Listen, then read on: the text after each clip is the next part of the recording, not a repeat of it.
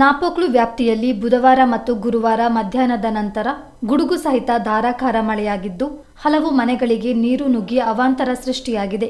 ಸಮರ್ಪಕ ಚರಂಡಿ ವ್ಯವಸ್ಥೆ ಇಲ್ಲದ ಕಾರಣ ಅಲ್ಲಲ್ಲೇ ನೀರು ನಿಂತು ಸಮಸ್ಯೆ ಉಂಟಾಗಿದೆ.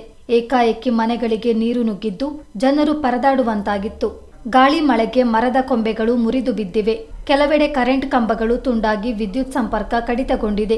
ಚೆರಿಯಪರಂಬು ನಿವಾಸಿ ಪಿಎ ಹುಸೈನಾರ್ ಎಂಬವರ ಮನೆಯ ಮೇಲ್ಛಾವಣಿಗೆ ಅಳವಡಿಸಲಾದ 10ಕ್ಕೂ ಅಧಿಕ ಸಿಮೆಂಟ್ ಶೀಟ್ಗಳು ಬುಧವಾರದ ಗಾಳಿ ಮಳೆಗೆ ಹಾರಿ ಹೋಗಿ ನಷ್ಟ ಸಂಭವಿಸಿದೆ. ಸ್ಥಳಕ್ಕೆ ಕಂದಾಯ ಇಲಾಖೆ ಸಿಬ್ಬಂದಿಗಳು ಭೇಟಿ ನೀಡಿ ಪರಿಶೀಲಿಸಿದ್ದಾರೆ. ಪೊಲೀಸ್ ಠಾಣೆ ಸಮೀಪದ ಮೈದಾನದಲ್ಲಿ ನಿಲ್ಲಿಸಲಾಗಿದ್ದ ಆಟೋ ರಿಕ್ಷಾ ಒಂದರ ಮೇಲೆ ಮರದ ಕೊಂಬೆ ಬಿದ್ದು ಹಾನಿ ಉಂಟಾಗಿದೆ. ಭಾಗಮಂಡಲ ಫೀಡರ್ನಲ್ಲಿ ಒಂದು ಕಂಬಕ್ಕೆ ಹಾನಿಯಾಗಿದ್ರೆ ಹೊದ್ದೂರು ಘಟಕದ 3 HT ಕಂಬಗಳಿಗೆ ಹಾನಿಯಾಗಿದೆ. ಬಲಮುರಿಯಲ್ಲಿ ಒಂದು ವಿದ್ಯುತ್ ಕಂಬ ನೆಲಕ್ಕೆ ಬಿದ್ದಿದೆ. ಗ್ರಾಮೀಣ ಪ್ರದೇಶದ ಹಲವೆಡೆ ವಿದ್ಯುತ್ ಸಂಪರ್ಕ ಕಡಿತಗೊಂಡು ಇಲಾಖೆ ಸಿಬ್ಬಂದಿಗಳ ಸತತ ಪರಿಶ್ರಮದಿಂದ ವಿದ್ಯುತ್ ಸಂಪರ್ಕ ಕಲ್ಪಿಸಲಾಗಿದೆ. ಗುರುವಾರದ ಮಳೆಗೆ ನಾಡ ಕಚೇರಿ, ಪೊಲೀಸ್ ವಸತಿ ಗೃಹದ ಬಳಿ ಮರದ ಕೊಂಬೆಗಳು ಬಿದ್ದು ವಾಹನ ಸಂಚಾರಕ್ಕೆ ಅಡಚಣೆ ಉಂಟಾಗಿತ್ತು.